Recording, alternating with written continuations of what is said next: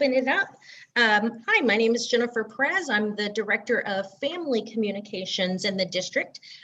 Tonight, we are going to be hearing from 3 of our current board members on Lone Star governance, and what that means is how they function as a team and oversight in the district. This is a series. Last night we held our first one. We'll also hold another one tomorrow evening from 6 to 7, and we will have a Spanish version of this forum on Thursday night. So it is a full week of meeting with the community, listening to the community, and sharing some information about what Lone Star governance is. Tonight we have with us Board President Jacinto Ramos. Mr. Ramos, would you like to say something? I'll just kind of introduce each one of you and let you have a second to talk. Sure. No, I appreciate it, Jennifer. I'm excited to be able to spend time with the community and be able to have a good dialogue about what it is for board members to do this kind of work, and excited to share the stage with my colleagues, Toby and Daphne. Thank you. And next, our first VP, Toby Jackson. Welcome, and please share a little bit about yourself with the group. Thank you, Ms. Perez. I want to thank the community for joining us tonight. It's wonderful when we can share information and learn from you. So we look forward to lots of questions, and Ms. Perez is excellent at going through those questions rapidly. So please don't feel bad if you send her too many. I also want to thank our employees that are here tonight that I saw are logged on. I am the first vice president, but more than that, I represent East and Southeast Fort Worth. I'm very proud to do so. And I'm happy to be here tonight. And thank you, Ms. Perez, for hosting. And thank you to Mr. Ramos and to Ms. Brookins for being here. Thank you. And District 4 Representative, Ms. Brookins, welcome. Thank you. And thank you all for spending some time with us in your busy schedule this evening to learn more about us and what we do and how you can help us put our kids first and do some great things with our community. Thank you. Well, let's get started. I want to reiterate something that I put in the chat. We are going to have an opportunity for some question and answers afterward about Lone Star governance and kind of what that means for you and for our board and how it works within Fort Worth ISD. You can put those questions in the chat at any time, and I'll be your moderator as we go forward after the presentation. But saying that, Jacinto Ramos, let me toss it over to you for our first slide. All right, thank you. So the town hall, the topics, what is Lone Star governance and why is this important, I think is probably the bigger conversation. If I'm a community member, if I'm a parent, why would I want to care about what this Lone Star governance is? So we're going to make sure that we answer that question here tonight. Fort Worth ISD and Lone Star governance, how and why did Fort Worth ISD engage in this journey? I'm hopeful that we're going to be able to answer that as well. And then what is the role of the trustee, particularly the school board? We'll be able to hopefully answer that question as well. And I'll begin and preface that by saying that when I first ran for school board in 2013, I did not know what the role of a school board member was. And I have found out that I am not alone in that, statewide and nationwide. And then finally, Fort Worth ISD student outcome goals. All of these pieces are going to connect to that. What and why this framework would have to exist, and what is the purpose of a school board and school board members is going to be all focused on student outcome goals. And I apologize, to get us back on track as with our slides, I was supposed to toss into First VP Jackson. I apologize about that. To keep us on track, Jacinto, do you mind doing the second one? I'm sorry about that. Not at all. Let's go to the next slide. 1 second.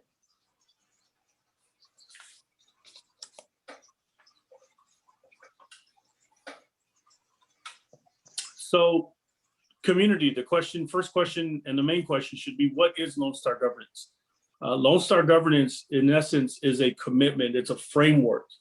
It's a commitment to focusing on student outcomes. And there's a tagline that we use that says, student outcomes won't change until adult behaviors change. Like I mentioned, when I first ran for school board, I didn't necessarily know what a school board member should be doing, much less a school board as an entity. This work actually originates from the Council of Great City Schools. And they've also begun to have a laser focus on racial equity. So from a national level, we have received a framework that Texas was the first ones to adopt a version of it, and we called it Lone Star Governance. And that came by way of our Commissioner of Education, Mike Morath, who also, by the way, used to be a board member right next to us in Dallas ISD. So this unapologetic approach of moving away from competing agendas, of board members that come into these spaces being elected by individual communities or single member districts, that promises are made at campaigns, and then I've got to deliver on those promises. Lone Star Governance is hopefully going to be pushing boards and board members away from that mindset to be more focused on student outcomes. What is our reading scores? What are our math scores? What is our college, career, military readiness? What does that look like? And so Lone Star Governance is a statewide initiative that I also need to be clear, it is not mandated and it is not forced on school boards to do. It can, in some cases, be highly recommended for school board and superintendent teams that may not be functioning well, that may need a support framework to be able to get focused on being able to get those student outcomes that their communities deserve. Next slide.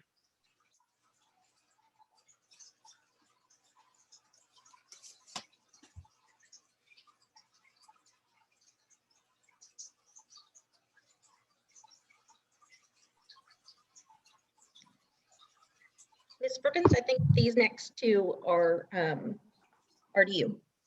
Yes, I'll take it from here. The Fort Worth ISD and the Lone Star Governance.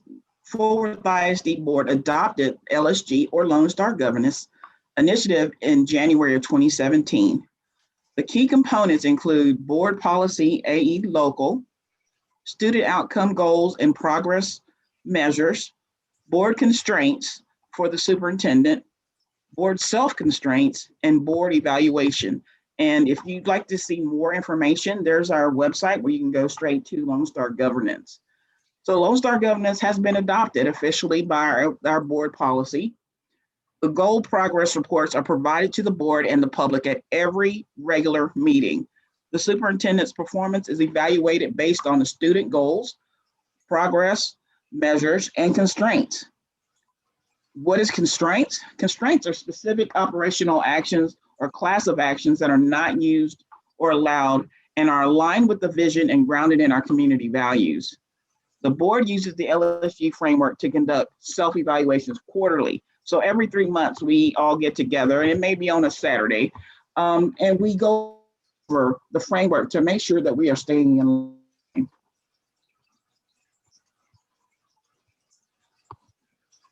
What is the role of the school board? I'm sorry, go to the next slide, please. Our primary focus is improving the student outcomes. The school board sets the vision and the goal for the district and holds the district accountable for the results. The role of the school board is governance. The school board sets the vision and the goals for the district and, as I said, holds the district accountable for the results. The board sets the goals and it's responsibility of the superintendent to find ways to reach them. The board focuses on governance, guiding, supporting, and monitoring relevant data, while the superintendent focuses on the management of the district by implementing policy changes. This is the role of the superintendent, which is management.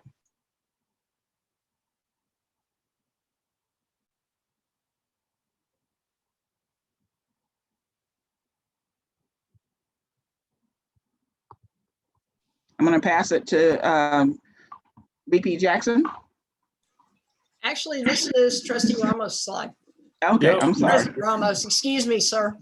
No, you're good. So I appreciate that, Trustee Brookins. I want to transition from what the role of a board member is to what these 5 pillars define it as. I'm going to give an analogy that we've been using in governance. There is much confusion as to what a school board member is supposed to do, and that is also based on how school board trustees enter this space. And I'll use myself as an example, so using my I statements. That when I first ran, I said that I wanted 3 things in Northside and Diamond Hill. I wanted football to be improved. I wanted better equipment for the football players because I watched some of them practicing in volleyball knee pads. So I made the assumption that they did not have the proper equipment.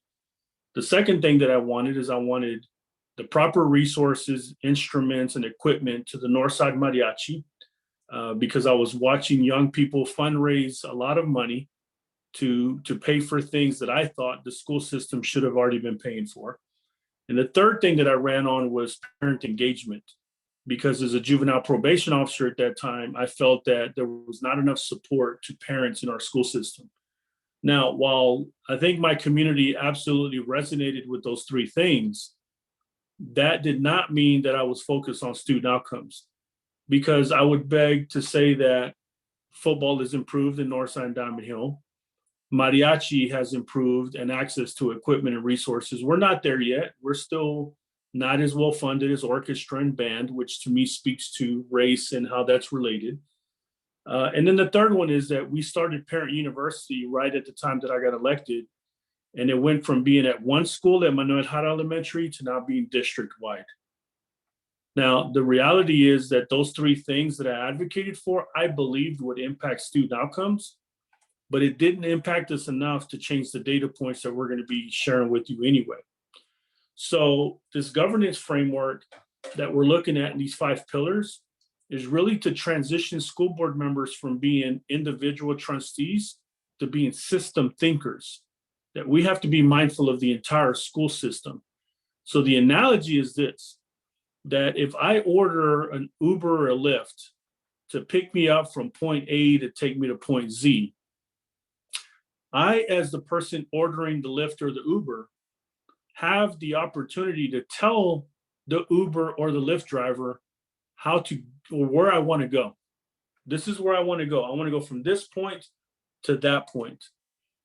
So when the Uber or the Lyft driver pulls up, the question I ask board members is, where do you sit in the vehicle when the Uber or Lyft driver pulls up? And most people are going to say they're going to sit in the back. Some people are going to say they sit in the passenger seat. What we probably all agree on is that none of us are going to sit in the driver's seat. And unfortunately, what the research shows us is that there's too many board members that try to sit in the driver's seat to handpick particular vendors or opportunities or resources. And while that should be debatable for the whole board, it is not one where we are supposed to sit in the Uber or the Lyft driver's seat. We are not the drivers. That is the superintendent's role. That is what we call management. We do, however, have the opportunity to tell the Uber or the Lyft driver, this is where we want to go. The Uber or the Lyft driver also should have the option to be able to change best possible paths to get to the destination. So the superintendent should also have the flexibility and the opportunity to change which routes he or she wants to take. So Lone Star governance, that's a simple analogy to put into these 5 pillars of vision. School board members, our role is to be clear on the vision that we want. And that comes by way of goals, of saying that for House Bill 3, which is a Texas law, that we will focus on early years reading, early years math, college, career, and military readiness. We do have the option within the law to add 2 more goals, so should we want to. Then another part of the vision is that the staff comes back and gives us these measurables. How are we going to measure and how are we going to monitor the results and that we're going to get there? So if the Uber or the Lyft driver chooses a different route, did it save us time? And does it save me money?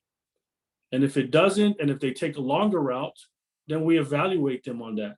At the end of the ride, I get the opportunity to give the Uber, the Lyft driver, anywhere from 0 stars to 5 stars, much the same way here. And then we also have constraints that we're going to talk about, which is also part of the vision, which is we identify landmines, political landmines. There might be things that would happen on the east side or the west side of Fort Worth that might look different from the north side of Fort Worth. We want to be clear in communicating those to the superintendent. And we also want to have measurables for them there. And accountability, as you see on the screen, this is where the board makes a commitment to invest at least half of our time on improving student outcomes, which means that we're going to monitor that regularly. We're going to spend minimum at least half of our time at our board meetings, workshops, and everything that we do, because what we gets measured actually gets done. The other part to accountability is that the board evaluates, but does not interfere with progress toward improving student outcomes. This means that we're going to hold Dr. Scribner accountable to the goals that we set, but we can't sit in that driver's seat, because the second that we sit in that driver's seat and we try to tell him who he needs to work with and how that needs to look, then we as a board need to be ready to hold ourselves accountable that we created that, versus letting him being able to make those decisions.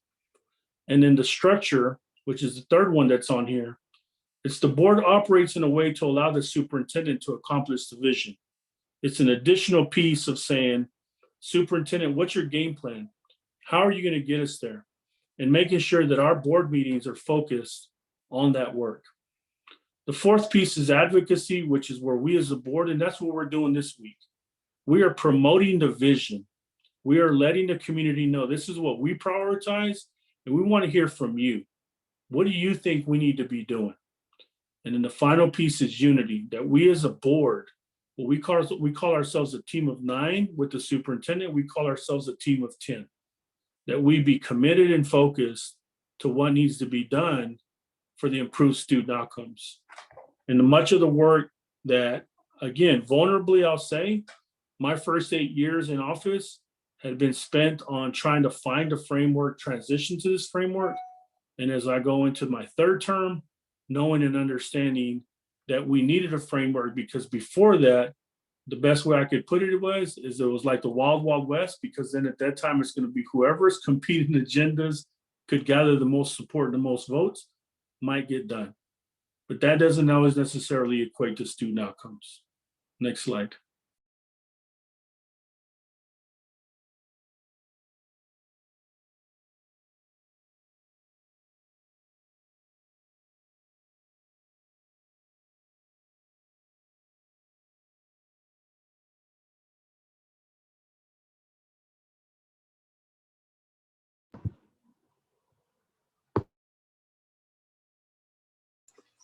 Sorry, I was not unmuted.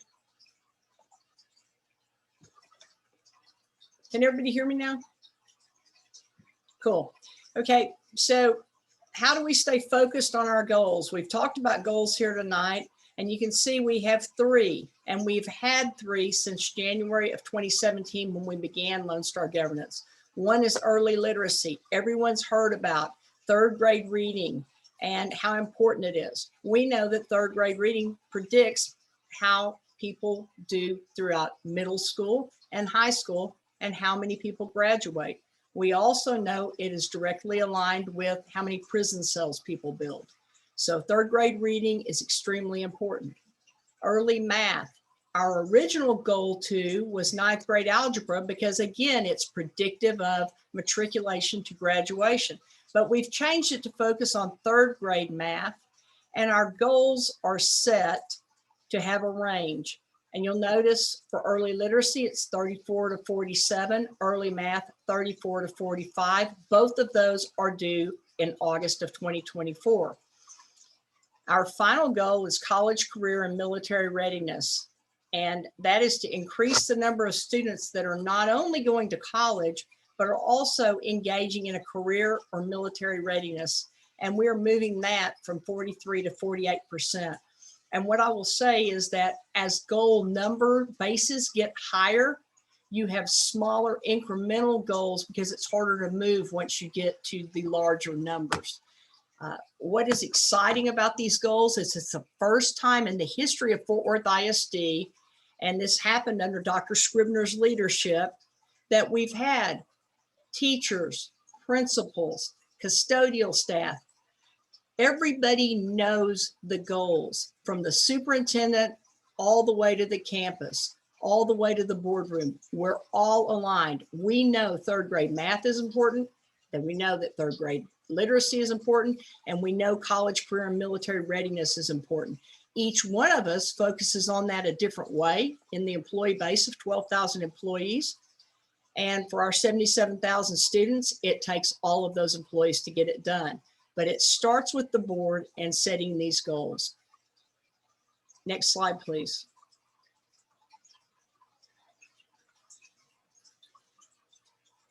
So the call to action, how can parents and community members support improved student outcomes? President Ramos stated this earlier, but I'll state it again. Student outcomes don't change until adult behaviors change. Starting with me, I say starting with all of us. And it's all of our children, ALL, and it's all of us.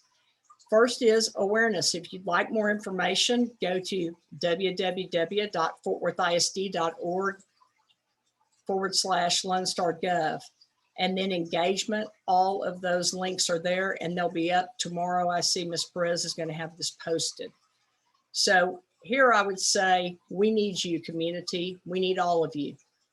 If you're a parent, of course, we need you to engage with your student, but also in the school and to engage other parents. If you see a parent that's having a hard time, help them. If you're a teacher, engage parents and ask parents to engage other parents. If you're a retired teacher, we need your help.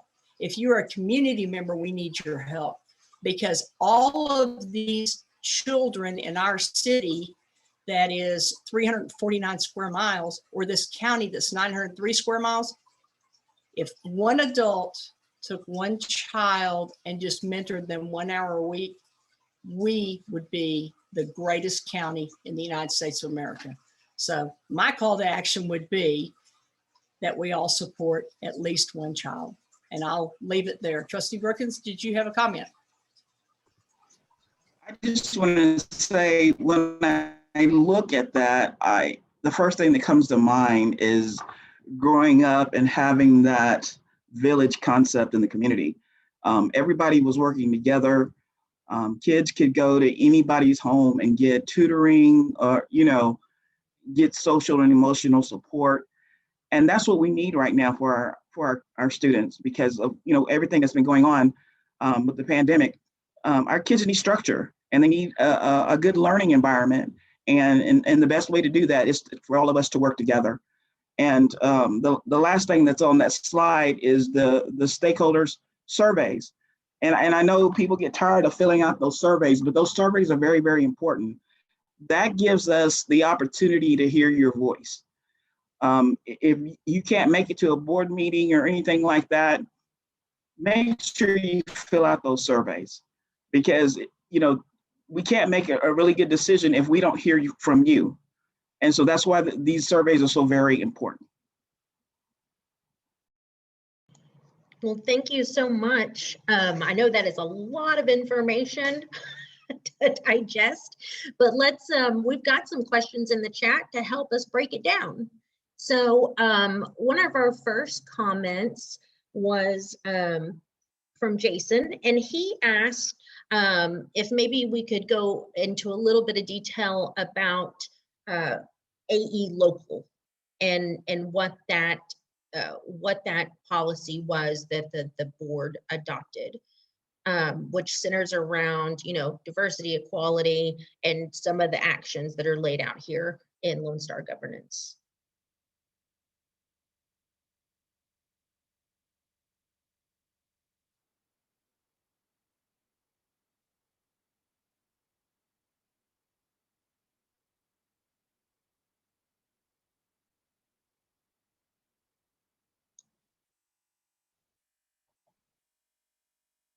Was there anything that maybe you wanted to add to that question, or a comment about the board's decision to approve that?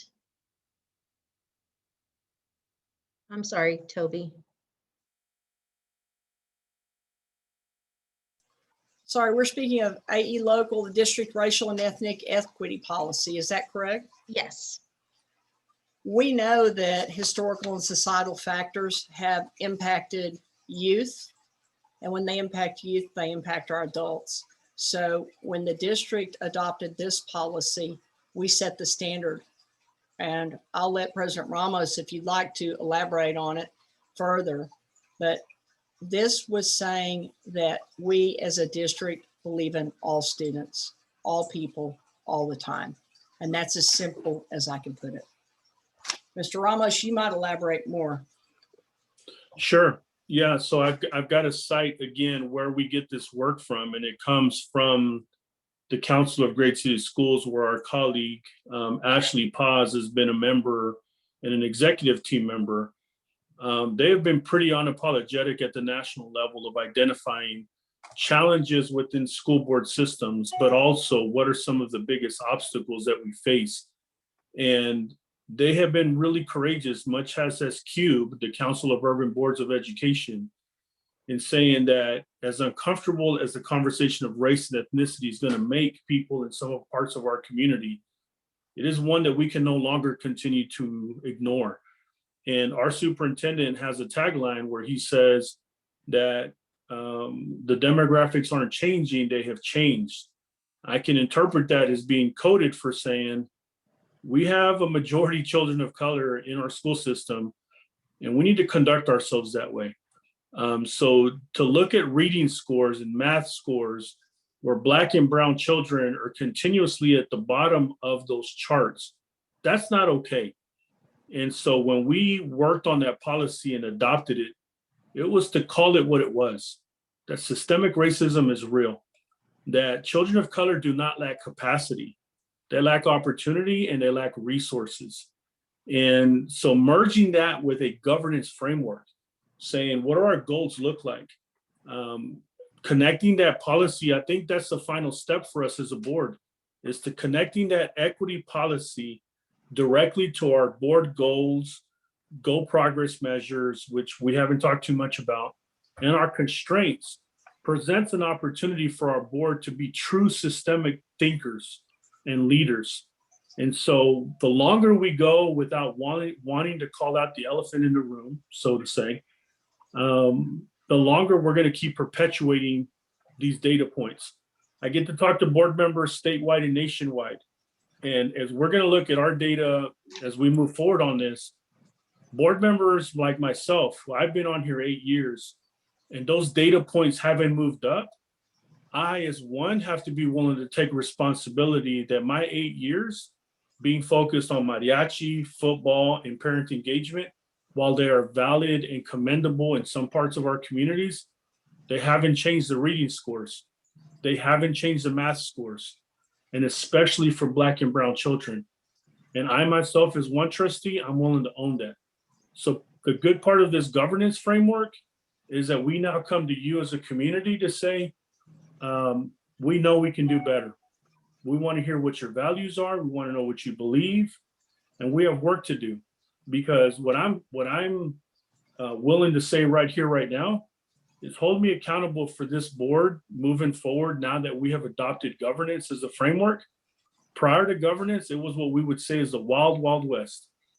It was about who could get the votes, who could get the agenda items, and who could get them passed. Now I'm super hopeful that this board is focused as a team and as a systems thinking crew. And if these data points don't get better and don't change, hold us as a board accountable. And in essence, we hold the superintendent accountable. Thank you. Thank you for that. You know, I want to add just one thing to President Ramos briefly touched on this. Just make sure that the community hears. Many times we talk about academic gaps, and he addressed that. But what we need to look at in our city are opportunity gaps, which he also addressed.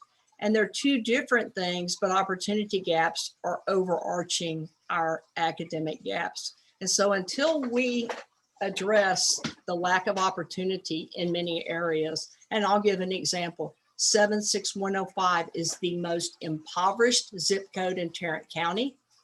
It is also third in the state of Texas and the only zip code in Tarrant County on the top 25.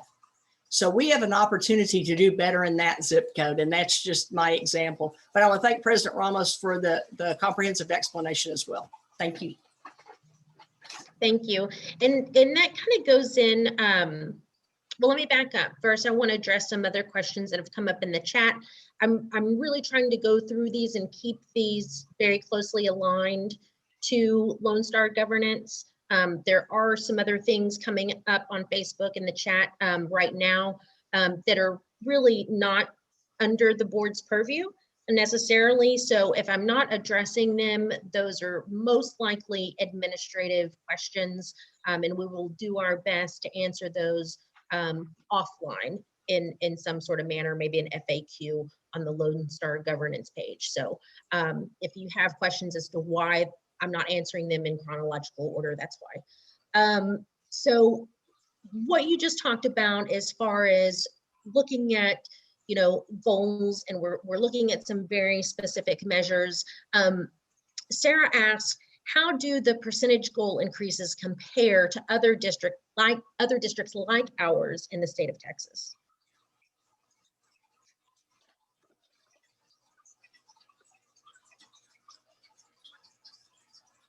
I don't know that, and I think that's something that we would need to look up with at least the big 8 urbans. Our focus is how do we improve our children? For many years, and when I first was on this board, we always compared ourselves to other districts. And I think what we have focused upon now is we're here, our children are here, our city is here. Let's lift our kids and our employees. So I think it would be interesting to look at, but I couldn't tell you exactly what the progress and gains look like as compared to others. And I think, you know, the couple of questions that we're receiving do kind of go back to President Ramos's, you know, metaphor of the Uber or the Lyft driver. You know, y'all are kind of setting the bar, but you allow the superintendent and other administrators to kind of navigate the path to those. And so several of our questions are kind of focusing on how we get there, which, yes, I'm not sure that y'all would be able to answer those, but I have one answer, and we've discussed this frequently. We used to utilize value-added data. We looked at the STAR, and then we also used value-added data to help assess our kids or our students. What we're using now is the NWEA umbrella of MAP testing. And so MAP testing is norm referenced in the nation. So we do know how our kids are doing from elementary all the way through high school against other kids in the country. And not in an us versus them, but are our kids hanging? So when they go to college, are they above? Are they on the line? And if we need to make an intervention, be that at home or in the classroom or both, we catch it and we do so. And that's something that's a huge point of pride for me that our team has brought forth, and they've been teaching the board about it little by little. Today, I heard Ms. Molinar speak about it, and it finally clicked. And it's a point of pride, and it should be a point of pride for all of our employees and our parents and community. Well, and a timely answer, because our next question was, you know, how are we tracking towards that 2024 goal? And, you know, maybe you can talk about how administrators and the superintendent present to you regularly about that. Yeah, I'm happy to take that one. And I'm also not happy to report to you that we are, prior to COVID, we were the only C-rated district within that big, what is now called the Big Ten school systems in Texas, which are the urban areas. I do believe that right before COVID happened, we were about to become a high B, a middle, if not a high B district. So I know that a lot of people were pretty bummed out that we were not able to get to that testing season, because that's how the state at the end of the day determines what success is. I'd like to think that in Fort Worth ISD, we're going to continue to explore other ways of measuring success. But the reality is that our funding is based on how we do on those standardized test scores. So knowing that prior to COVID, we weren't where we wanted to be, it was this kind of a framework that was getting us laser focused. And so to answer, how do we measure that? If you look, I will ask our friends that are watching or listening that you check out a board meeting in the last couple of months and just notice how we have purposely and intentionally put student outcomes presentations as what we would hope is going to be at least 50% of our time spent in board meetings and things of that nature. So if you notice that our board is spending more time on political agendas or individual agendas, then you now know, and you're going to be clear, that we are not adhering to governance. If we are, part of this work includes that we as board members do and continue to read our board packets before the board meeting. That's a big key and a big indicator of if we're adhering to good governance.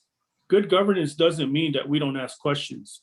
Good governance does not mean that we do not challenge the status quo. Good governance does, however, say that we are going to come in prepared, having already asked questions of the administrative team, so that we can save time at our board meetings in staying focused on student outcomes. We still have grievances. We still have other agenda items that require our attention. But the research is clear that boards that do not spend at least 50% of their time on student outcome measurable data points, like what we're trying to do in our boardroom, then they don't change behavior and they don't change student outcomes. So while it is a loose connection, we're not even going to say correlation of boards that focus on student outcomes and get that. We know that the districts that are doing it, their data points are going up because what gets measured gets done. And so if our superintendent is receiving messaging that he cares more about who's going to build our schools, who's going to provide XYZ resources to them from the board versus what is our third grade reading, what is our third grade math, what is our eighth grade math, that kind of messaging, whether it be intentional or not, does push a superintendent historically to focus on whatever the majority of the board is focused on. So this framework is providing an opportunity for us to be able to really zero in and narrow down on student outcomes. And I also like to add that when we have our board meetings, you often hear us come back around to say, so how does this relate to our student outcomes? We always try to bring that up and look at everything with making sure we have the students in the forefront. And one of the things that I really like about Lone Star Governance is it is actually our support system for the board, and it helps us stay in line to make sure that we are putting our students first. Thank you. Thank you for that. There are a couple of questions about, how the board works with, administration to maybe address a communication issue or address something that's happening at the campus level. What do you see as the difference between, and I think the word was used, interference and intervention?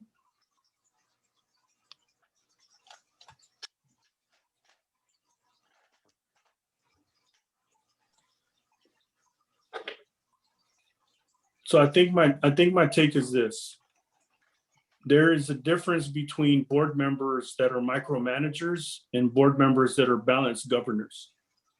Again, doesn't mean that board members don't ask questions and don't push for better responses. But there is a fine line between a board member doing that and trying to handpick resources or services for a district.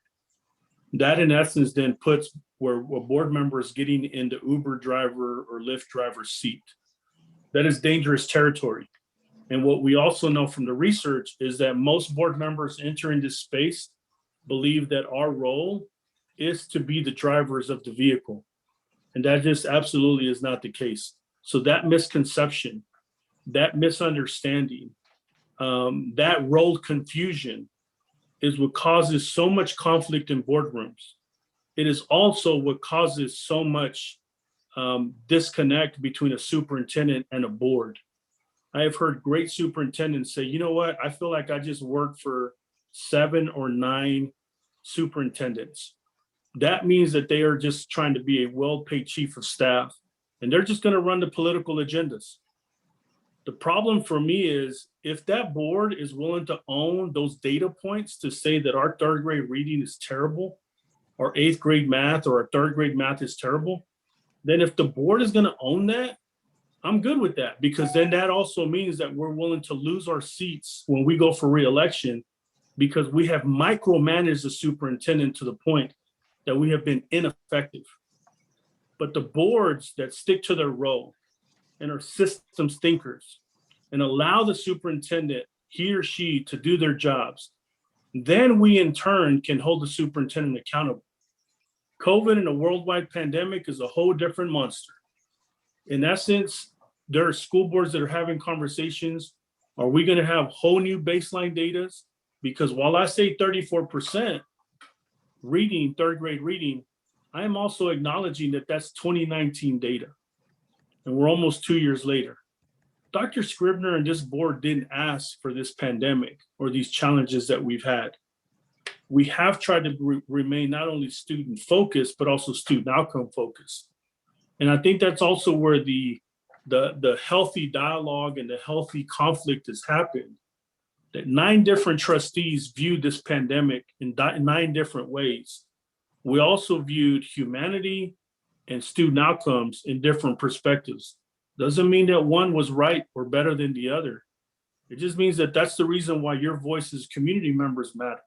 In elections and in voicing, as Trustee Brookins has says, we want to hear your perspectives, whether that's via surveys or public comments, and engaging with us.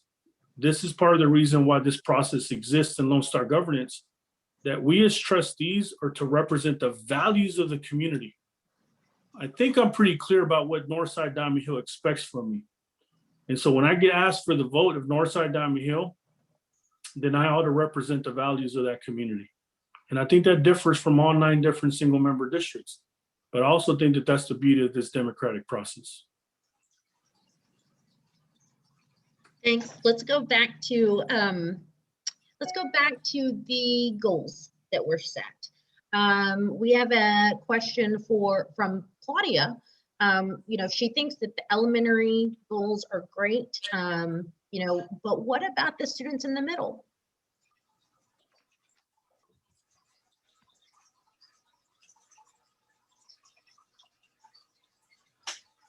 Like I've been dominated, so I'm looking for my colleagues to see if you want to chime in. I'm happy to chime in. As I mentioned earlier, MAP scores, and then of course STAR testing. For our middle school students, 5th grade is such a huge transitional year, and the connection of the pyramid schools with the 5th grade to the 6th grade in that transition. And as we've alluded to COVID tonight, that was a very tough time. The kids learn independence and how to move in that spring semester of their 5th grade to 6th grade. So they lost that last year.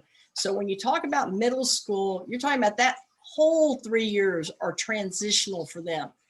And with the MAP data and with our team going more to a focus with the new attendance zones, with the pyramids and a focus there and bringing more amenities to the neighborhoods, what you see is we have teams on those campuses that can address middle school. So they are on targeted goals within the middle school is the best way I know how to put it. And with the MAP testing, I think we'll see more and more if we know students are on track or not on track, and then offer I don't like the word remediation, so offer assistance if needed and commend when allowed. When kids do a good job, we have to commend them as well. And one other thing I will say about middle school is that it's a lot easier, parents, when teachers call you because your kid did something good. It's a lot easier if we have established relationships. So when we have to call and say, your child needs some help, we already have that relationship. So please, I know the teachers reach out to you, but please take their calls and also make an effort to reach out to them, especially in middle school. It's so important. So I don't know if that answers the question, but that gives you what my perspective is on it. Thank you. And as a parent whose son is transitioning to 6th grade next year, that is an extremely important year, and a whole new vocabulary comes out around things. Does it? So I'm Jennifer, I'm going to add that that's also what House Bill 3 requires of us, that we zero in on at least those 3 goals: early years math, early years reading, and college and career military readiness. Now, TEA did give us the opportunity to be able to adopt 2 more goals. So our board still does have the option, based on these conversations, to be able to explore a middle years math goal.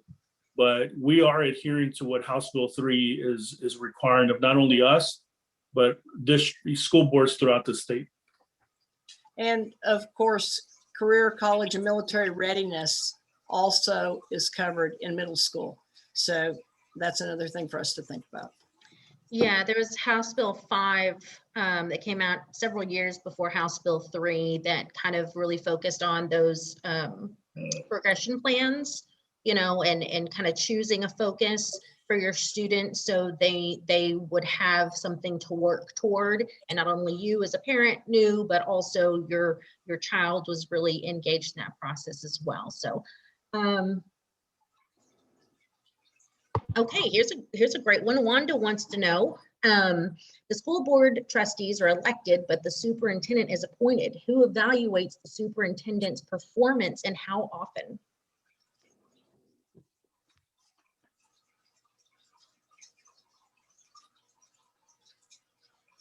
The school board is charged with 2 evaluations of the superintendent. One is a formative, where we meet with him and talk about his goals that were set and how he's progressing, and he tells us how he's progressing. Then at the end of his year on his contract, we meet with a summative evaluation. And that's how it works, and it is the board that does that. So he is responsible to 9 different board members that live all over the city. And if you want to talk about a hard job, try his for a day, because it is a hard job.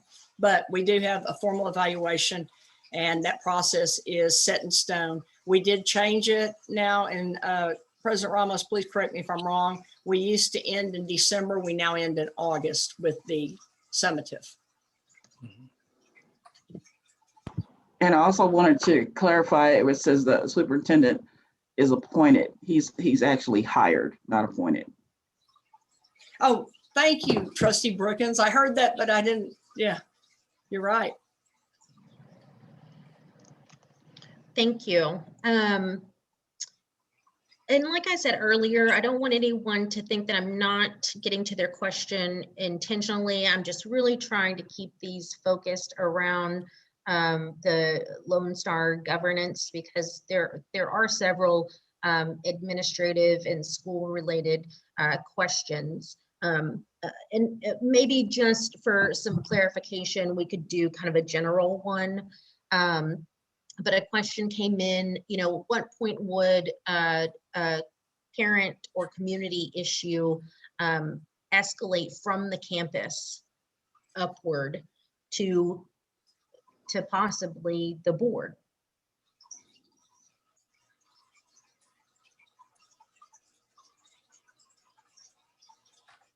Well, that's the grievance process, and there are 3 steps to it. The first step is on the campus, and that is handled by the administrator there, who would be the principal. And that's tough. And it's hard on our employees. And I don't think that I've ever seen somebody that takes it lightly. And then it moves straight to the executive director, to the chief, and then the superintendent. And then level 3 is when it comes to the board. And those are some of the toughest things. And I'll ask Trustee Brookins and President Ramos, those are the toughest things we hear.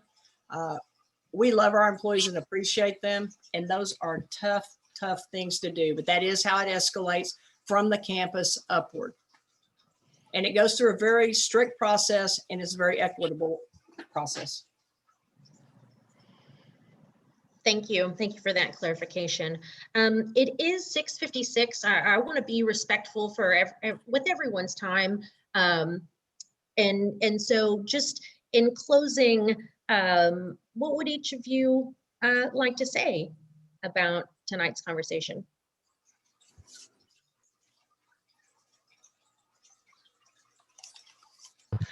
I just would like to say that having our parents be aware of their campus's goals is very important, so they know where their child's education is going and how they're doing, and knowing who to communicate with whenever there is a situation.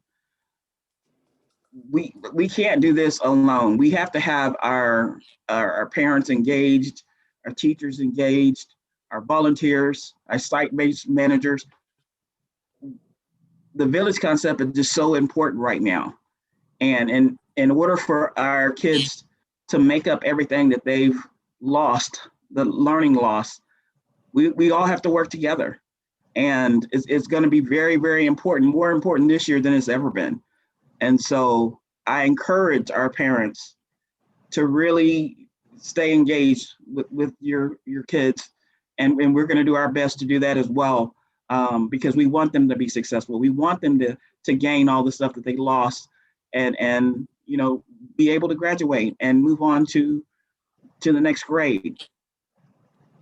And I just want to thank everybody for spending some time with us this evening, to get to know us and to get to know our goals and more about Lone Star Governance and know exactly that we are here fighting for your students.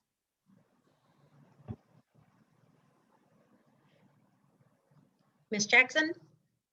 Thank you, Ms. Perez. We are here tonight with regard to middle schools, and I believe we have 24 middle schools and 6th grade centers in total. And I just want everybody to know we are accessible. We do answer our email. We do answer our phone, and we appreciate it when you contact us. But your first and direct contact is the campus. So please go and visit that campus where your child is in school. Secondarily, I'll leave you with some good news. We have high schools that are reconstructed. They're not remodeled. They are reconstructed, and I blame Dr. Scribner for that. It was all his idea.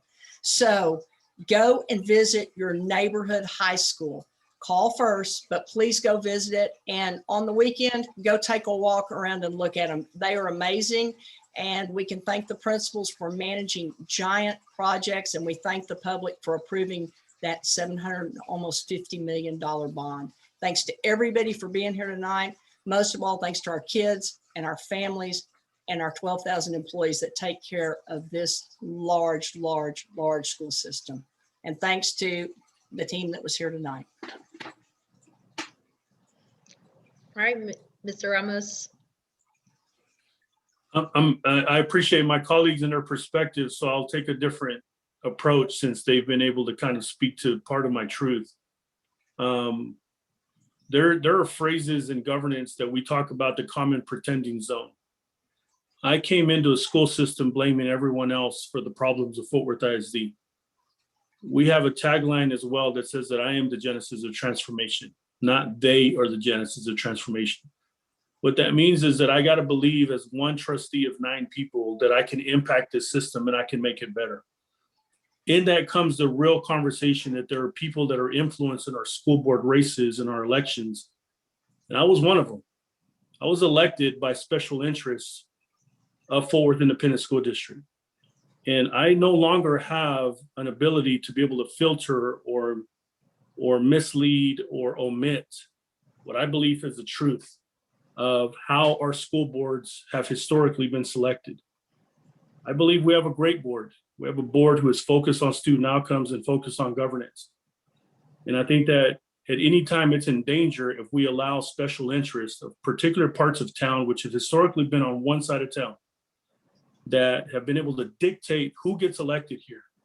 And so there is not that much money in Northside Diamond Hill for me to be able to go and ask for funds to get elected.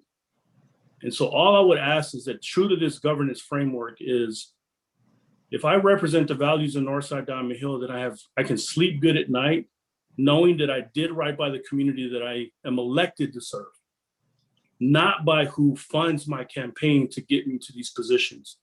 So because I also know and recognize that I have the privilege that I don't have to run a campaign right now, and I do fully intend this to be my last term, I don't have to play any more games. And I have all the faith in the world that this governance framework is going to bring a sense of accountability to our community, that we do right by our kids, including Black and Brown and low socioeconomic, English language learners, special needs, all of our young people. So any of you that have ever known me for the last 8 years, you know that I like to speak truth to power. And I find myself again in a position of where I can do that I don't have any fear of any particular people of any parts of town to be able to oust me or get rid of me. And I don't know that I've ever been driven by that. But I do believe that you can measure this board now, as you look at the data points, that I don't want to be here another 4 years and we still be at 34% of our children at third grade reading level, 34% of our children at third grade math level, and so on and so forth. I hope that you as a community will measure us by improving these data points and moving up the scale, and not being status quo, and not blaming skin color, and not blaming socioeconomic status, and not blaming what part of town they come from. But please hold me accountable that if in 4 more years we're still at 34%, mind you, even with COVID and a pandemic, what gets measured, what gets done, what we fund gets done. And I would hope that you would hold me. I'm not going to speak for the rest of my colleagues. I'm just going to speak for me as I am the genesis of transformation. Please hold me accountable for that. That Black and Brown children that are below the poverty line, children that speak another language other than English as their primary language, children with special needs and special requests, we are still not doing right by them. And that's not okay. So I don't have this filter anymore of what we call the common pretending zone. It would be easy for me to pivot as one elected official in Northside Diamond Hill to say, it's because of skin color or zip code and any of that. I don't have that filter in me anymore. So I would just simply say, hold me accountable for that this board is doing courageous work. I'm proud of this team of 10, which includes the 9 board members and the superintendent, that we are every single board meeting putting the data out there and we're disaggregating it. And if you haven't paid attention to a school board meeting, then I'm going to be real with you as well. Shame on you. Don't come at me sideways at the grocery store, at the gas station, if you have not been paying attention to the excellent work that this board is doing as far as getting calibrated to be focused on doing right by children. Thank you so much for that, President Ramos. And I appreciate everyone who tuned in tonight, whether it was here, whether it was Facebook Live. This video will be posted online tomorrow. Please tell your friends, tell your neighbors, tell everyone. This is where you want to be. This conversation you need to be engaged in. We will be here again tomorrow night from 6 to 7, and Thursday we will have a Spanish-only presentation as well. So have a good night, and we'll see you tomorrow. Bye.